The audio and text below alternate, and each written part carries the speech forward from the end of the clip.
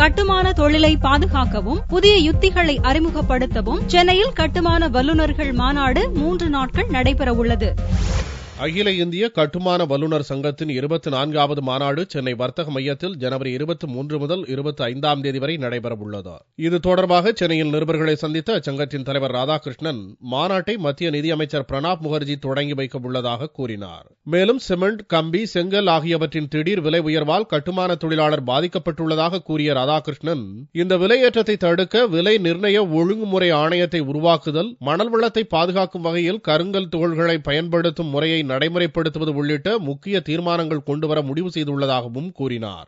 நீர்நிலை ஆதாரங்கள் அழியாமல் காப்பாற்றப்பட வேண்டும் என்று சொன்னால் அதற்கு மாற்று வழிமுறையாக கிரஷ்டு சாண்டை உபயோகிக்கின்ற வழிமுறைகள் பின்பற்றப்பட வேண்டும்.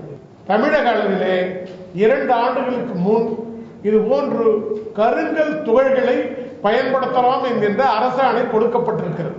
ஆனால் அதிகாரிகள் அந்த அரசாணையை பின்பற்ற மாட்டேன் என்கிறார்கள்.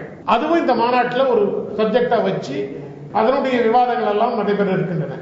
இந்த பேட்டியின் போது தென்னிந்திய கட்டுமான வல்லுநர் சங்கத்தின் தலைவர் மோகன், செயலர் சேதுராமன் உள்ளிட்டோர் உடனிருந்தனர்.